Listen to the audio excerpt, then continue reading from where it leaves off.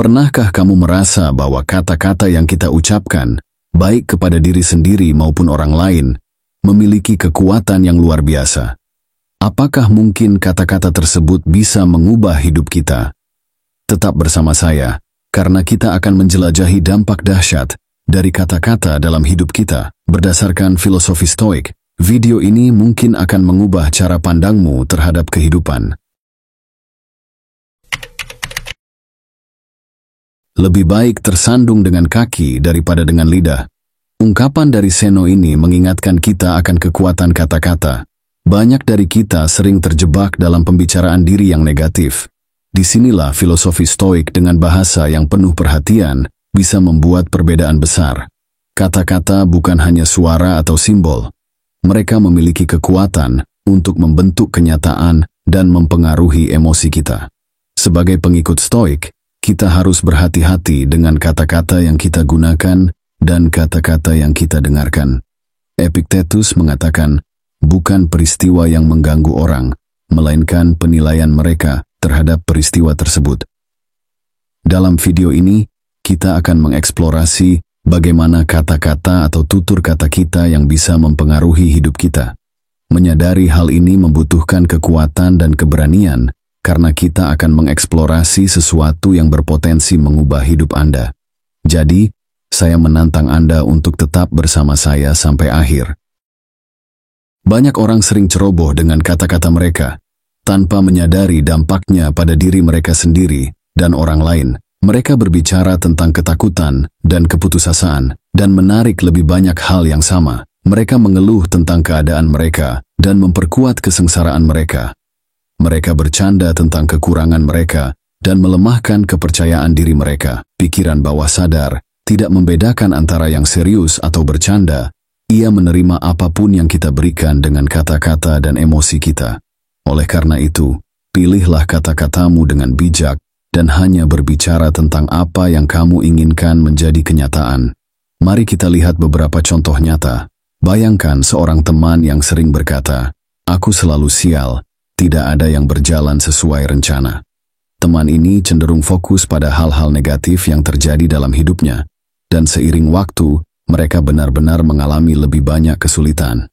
Kata-kata negatif ini memperkuat pola pikir negatif dan membuatnya sulit untuk melihat kesempatan positif. Sebaliknya, mari kita ambil contoh lain.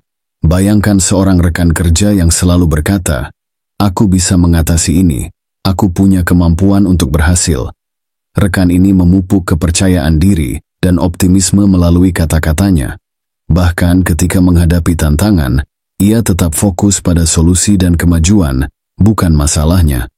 Inilah yang dimaksud dengan menggunakan kata-kata secara bijak untuk membentuk realitas yang diinginkan. Dengan menyadari kekuatan kata-kata, kita bisa menciptakan kehidupan yang lebih damai dan sejahtera. Kita bisa hidup sesuai dengan alam dan akal sehat, tidak terpengaruh oleh faktor eksternal. Namun, tidak semua kata-kata bermanfaat atau membangun. Beberapa kata bisa merugikan kita, terutama jika ditujukan kepada diri kita sendiri. Humor yang mencela diri sendiri mungkin terlihat lucu, tetapi bisa berdampak negatif pada citra diri dan realitas kita sendiri. Bijaklah dalam berkata atau bertutur kata yang baik dan positif.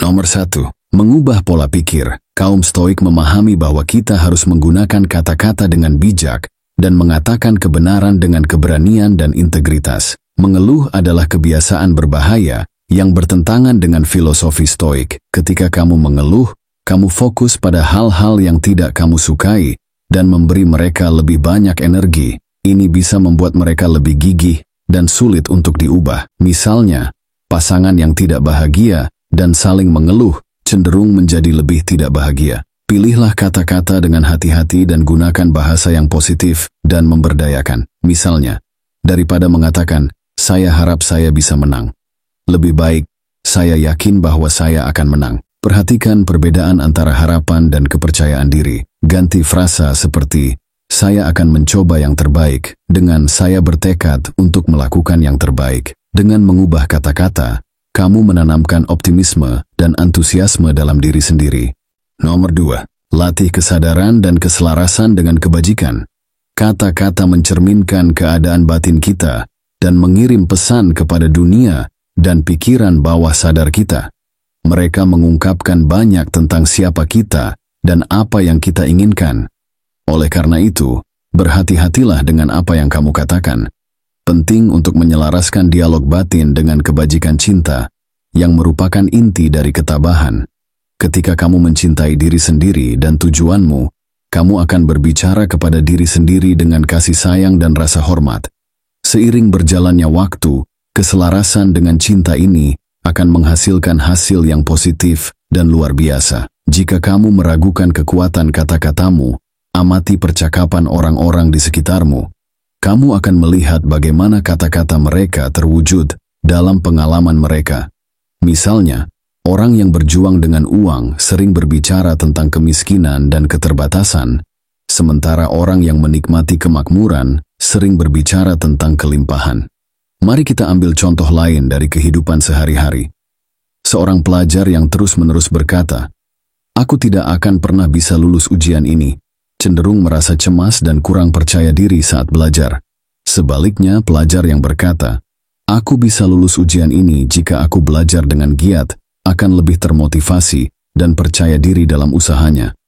Ini menunjukkan bagaimana kata-kata bisa mempengaruhi tindakan dan hasil kita. Penting untuk menghindari menghakimi keadaan apapun dan fokus pada peningkatan diri.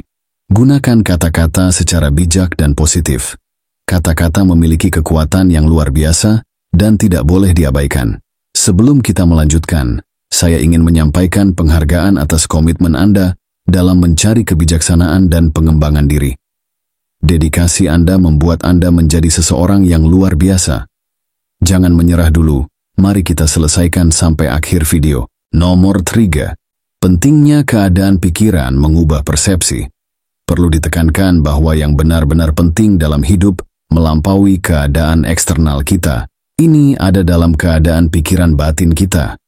Pesan inti ini selaras dengan filosofi Stoik yang membimbing kita untuk hidup dengan bijaksana dan berbudi luhur. Seperti yang dikatakan Marcus Aurelius, Anda memiliki kekuasaan atas pikiran Anda, bukan peristiwa di luar. Sadarilah ini dan Anda akan menemukan kekuatan.